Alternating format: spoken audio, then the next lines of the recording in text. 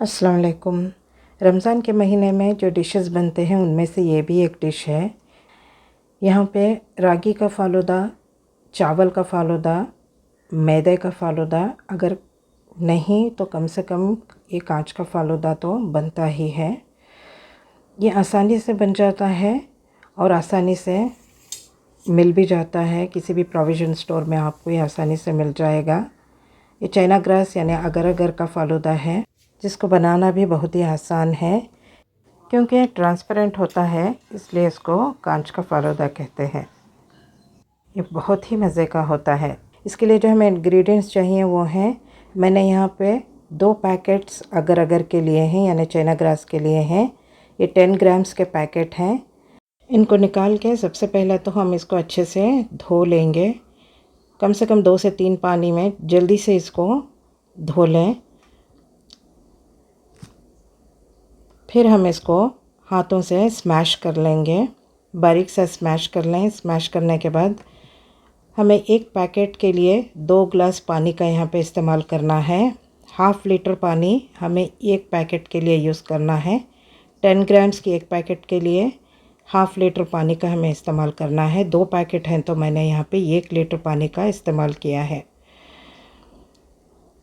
तो नाप के मैंने इस गिलास से 1 लीटर पानी को मैंने इसमें शामिल किया है।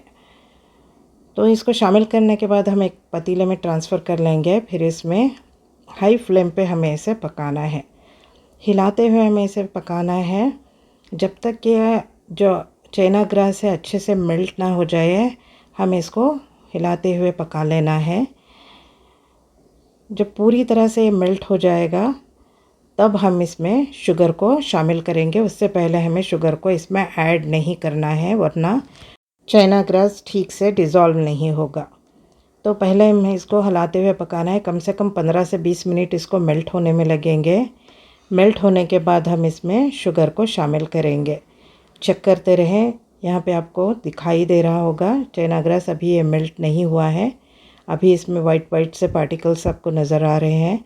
जब तक ये पूरी तरह से मेल्ट ना हो जाए हम इसमें शुगर नहीं शामिल करेंगे। इसी तरह से हम इसको हिलाते हुए पका लेंगे जब तक ये पूरी तरह से मेल्ट ना हो जाए। कम से कम 15 से 20 मिनट आपको इसको मेल्ट होने में लग जाएंगे। फिर हम इसमें आप चाहें तो पहले से ही इसको भिगो के पानी में रख सकते हैं। अगर आप फ़ौरन ही बना रहे हैं तो पहले इसको मेल्ट कर लें फिर शुगर को शामिल करें। भिगो के रखने से ये थोड़ा जल्दी से मेल्ट हो जाएंगे। तो हमें इसको अच्छे से यहाँ पे पका लेना है। अगर उबलने लगे तो फ्लेम को कम कर लें या फिर मीडियम फ्लेम पे रख के इसको पका लें। हाई फ्लेम पे जल्दी से पक जाएगा। यहाँ पे मैंने 1.5 पाव शुगर का इस्तेमाल किया है। ये 1 कप 1 पाव के जो नॉर्मली हम घर पर यूज़ करते हैं उसके बराबर है। फिर मैंने यहाँ पे हाफ़ कप शुगर का लिया है। इसको शामिल करने के बाद इसको फिर से हमें हिलाते हुए पकाना है। कोशिश करें कि हाई फ्लेम पे पकाएं, हिलाते हुए पकाएं, वरना फ्लेम को कम करके भी आप बना सकते हैं।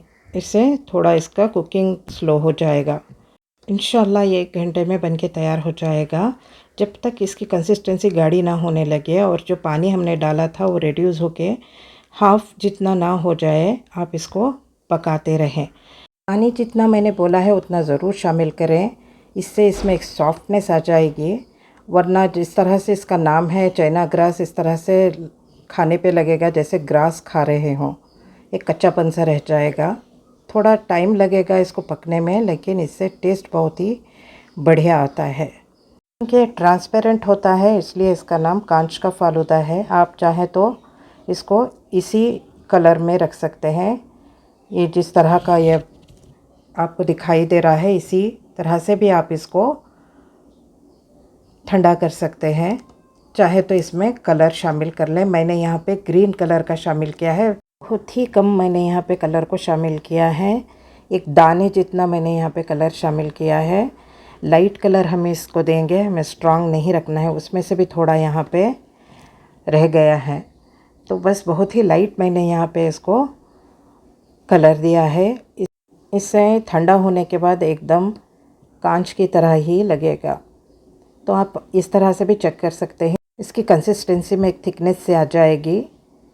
अगर इस तरह से यहाँ पे झाग, अगर आपको गंदा झाग निकले तो उसको निकाल लें।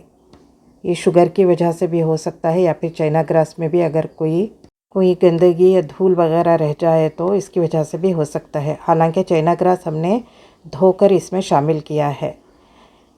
तो ये यहाँ पे पक चुका है, मैंने फ्लेम को कम कर लिया है। आप चाहें तो यहाँ पे फ्लेम को बंद कर लें। इसको क्लीन करने के बाद हम इसको एक किसी भी पतीले में या किसी भी थाली में इसको ठंडा होने के लिए ट्रांसफ़र कर लेंगे। अच्छे से इसको क्लीन कर लें। क्लीन करने के बाद हम इसको एक थाली में ट्रांसफ़र कर लेंगे। इस तरह से ये निकला है। तो यहाँ पे मैंने फ्लेम को बंद कर दिया है, फिर मैंने एक बोल में डाल लिया है। किसी भी कांच के बोल में इसको डालने से पहले थाली में नीचे पानी को ले लें, फिर इसमें डालें, वरना कांच के जो चीज़ें हैं उसमें क्रैक पड़ सकता है या फिर टूट भी सकते हैं। मैंने यहाँ पे थाली को बदल लिया है। मैंने छोटी सी थाली ले ली है क्योंकि मैंने 2 चीज़ों में आपको सर्व करके यहाँ पे दिखाना था, वरना आप एक थाली में जितनी आपको मोटी इसकी कंसिस्टेंसी चाहिए उतना आप एक थाली लेके उसमें डाल के इसको जमने के लिए रख दें, ठंडा होने के लिए रख दें। ये कम से कम हाफ़ एन आवर में ठंडा हो जाएगा। रूम टेम्परेचर पे डिपेंड करता है। अगर मौसम ठंडा है तो जल्दी ठंडा होगा, वरना थोड़ा देर से ठंडा होगा। या फिर आप नीचे पानी रख के किसी थाली में इसको रख के भी, अगर आपको जल्दी से इसको ठंडा करना है तो इस तरह से भी आप ठंडा कर सकते हैं। फिर आप इसको जिस तरह से भी गार्निश करना चाहें कर लें। फिर इसके पीसेस काट लें, जिस भी शेप में आप इसके पीसेस काटना चाहते हैं काट लें। स्क्वायर या फिर डायमंड कट, जिस तरह से भी काटना चाहते हैं काट के सर्व कर लें। ये सिंपल मगर बहुत ही डिलीशियस एक डिश बन के तैयार होती है। बहुत ही लाइट सा इसका एक टेक्सचर होता है। खाने में आपको बिल्कुल भी फीलिंग नहीं फील होगा। आप खाते हुए रोक नहीं पाएंगे ख़ुद को। ये इतना टेम्पटिंग और इतना माउथ मेल्टिंग सी एक इसकी कंसिस्टेंसी होती है। ये बहुत ही मज़े का बन के तैयार होता है। तो इसको ज़रूर ट्राई करें। अगर आपको ये मेरी रेसिपी अच्छी लगी है तो इसे लाइक एंड शेयर कर दें, और मेरे चैनल को सब्सक्राइब करना ना भूलें, और बेल आइकन को ज़रूर हिट कर दें, और कमेंट बॉक्स में कमेंट लाजमी करें। मुझे आप लोगों के फीडबैक का इंतज़ार रहेगा। Thanks for watching. अल्लाह हाफिज़।